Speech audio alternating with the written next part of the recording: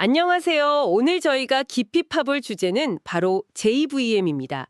그 약국에서 약 조제하고 포장하는 거 있잖아요. 그걸 자동으로 해주는 장비 만드는 회사죠. 특히 요즘 고령화 사회 되고 또 약국 업무 효율성 이런 게 중요해지면서 더 주목받는 것 같아요. 네, 약국 자동화라는 개념 자체는 상당히 흥미롭죠. 근데 이게 과연 시장에 얼마나 빠르게 이렇게 침투할 수 있을지, 또 특정 대형 약국이나 뭐랄까 그 공장형 약국 같은 곳에 너무 의존하는 건 아닐지 좀 따져볼 필요는 있어 보입니다. 초기 도입 비용도 그렇고요. 물론 그런 점도 있겠죠. 하지만 JVM 성장세에서 가장 눈에 띄는 부분은 역시 해외 확장 아니겠어요? 특히 북미 시장. 여기를 겨냥해서 나온 바이알, 그러니까 약병 타입 신제품 카운트메이트. 이게 진짜 기대주더라고요. 아, 카운트메이트요? 네, 작년 말에 나와서 지금 대형 유통사 맥케슨이랑 독점 계약 맺고 7월까지 파일럿 테스트 중인데 벌써 초도 분량은 1분기 매출에 반영됐어요. 아, 벌써요? 파일럿인데도? 네, 이게 소음도 적고 속도도 빠르고 공간 효율성도 좋다고 하니까요. 그리고 진짜 중요한 건 2025년 1분기에 드디어 수출 비중이 내수를 앞질렀다는 거예요. 52%대 48%. 이건 진짜 큰 변화죠. 그 기대감은 알겠습니다만, 아직은 좀 지켜봐야 할 단계 아닌가 싶어요. 카운트메이트는 이제 막 파일럿 단계잖아요. 그렇죠. 아직은 그렇죠. 성공할지 어쩔지는 봐야 하고 또 미국 현지 생산 장비들이랑 경쟁하는 것도 좀 부담일 수 있고요. 그리고 잠재적인 관세 문제도 무시 못하죠.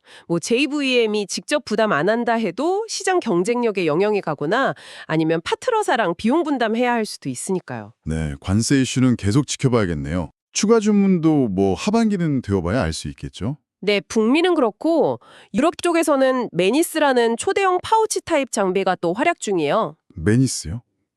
아, 그 비싼 거. 맞아요. 로봇팔이 약통, 그 캐니스터를 자동으로 싹 교체해주고 기존 장비보다 서너 배 빠르다고 하더라고요. 대당 가격이 10억 원이나 하지만 유럽의 공장형 약국이나 대형 약국들 중심으로 반응이 아주 좋대요. 10억 원?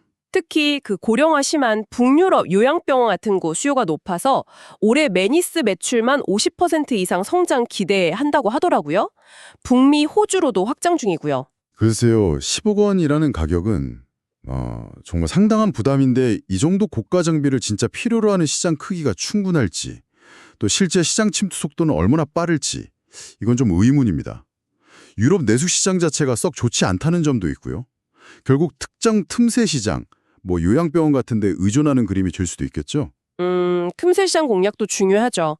그리고 기타 지역 중에 호주는 파우치랑 블리스터 시장이 안정적으로 성장하고 있어서 올해도 좀 기대가 되고요. 반면에 중국은 좀 그 부패 척결 운동 여파로 시장 상황이 영 안 좋습니다. 병원 입찰이 막 무기한 지연되고 그런다면서요. 중국이 그렇군요. 네, 단기적으로 해결되긴 좀 어려워 보여요. 군병원이나 삼성급 이상 병원 뚫어본다지만 이것도 불확실성이 크죠. 아시아 내에서도 이렇게 차이가 나네요. 그럼 국내 시장은 어떤가요? 국내는 좀 꾸준한 편이죠? 네, 국내는 그래도 꾸준해요. 매년 새로 개업하는 작국들 신규 수요가 있고 또 쓴 지 10년 넘은 노후 장비들 교체 수요도 계속 있고요.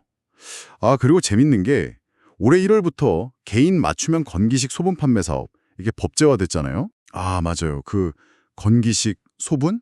네, 약사, 한의사뿐 아니라 스타트업들도 참여할 수 있게 돼서 이쪽에서 새로운 매출이 나올 수도 있다는 기대감이 좀 있어요. 게다가 4월 1일에 일부 장비 가격을 10% 올렸는데 이게 3년 만에 인상이거든요. 가격 인상? 네, 그래서 인상 전에 주문이 좀 몰리면서 1분기 실적에도 일부 반영됐고 특히 2분기 실적에는 더 좋을 걸로 보고 있습니다. 가격 인상 효과는 단기적으로 있겠지만 1분기 국내 매출이 의료 파업 영향 없었는데도 완전히 회복은 못한 거 아닌가요? 네, 약간 그런 면이 있긴 했죠. 가격 인상이 장기적으로 수요에 좀 부담을 주진 않을까 싶기도 하고요. 그리고 그 개인 맞춤형 건기식 시장 이게 정말 기대만큼 빨리 커질 수 있을지도 아직은 좀 지켜봐야죠. 그렇죠. 건기식 시장은 좀 더 봐야겠네요. 실적 차트를 보면요. 2025년 1분기 매출액이 428억 원, 전년 동기 대비 6.6% 늘면서 3분기 연속 성장세를 이어갔어요. 3분기 연속 성장. 네. 특히 아까 말씀드린 대로 수출 비중 52%가 내수 48%를 넘어서면서 영업이익률도 21%로 아주 높게 나왔죠. 확실히 해외 비중이 높아지니까 수익성이 좋아지네요. 영업이익률 21%면 대단하네요. 그렇죠. 2분기는 가격 인상 전 선주문 물량이랑 신규 주문 더해져서 더 높은 성장이 예상되고요. 올해 전체 가이던스는 매출 10% 이상 성장, 영업이익률은 14% 수준 유지하거나 소폭 상승 이 정도예요. 3분기 연속 성장은 좋은데 근데 바로 직전 분기, 그러니까 2024년 4분기 대비로는 매출이 3% 줄었다는 점도 봐야 합니다. 뭐 계절성 요인이 있다지만요. 아, QOQ로는 좀 줄었죠. 네. 국내 시장 회복세가 좀 더딘 점, 그리고 해외 성장에 대한 의존도가 높다는 건 결국 관세, 경쟁 심화, 또 중국 같은 지정학적 리스크에 그만큼 더 노출된다는 의미거든요. 최근에 뭐 수출 데이터 해석 관련해서도 얘기가 좀 있었잖아요.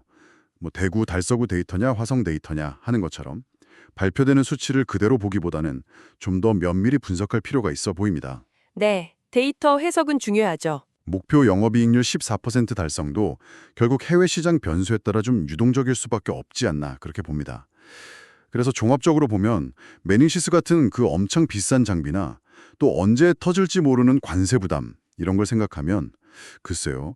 전 세계 그 많은 약국들, 특히 좀 작은 약국들이 이런 첨단 시스템을 얼마나 현실적으로 또 빠르게 도입할 수 있을까?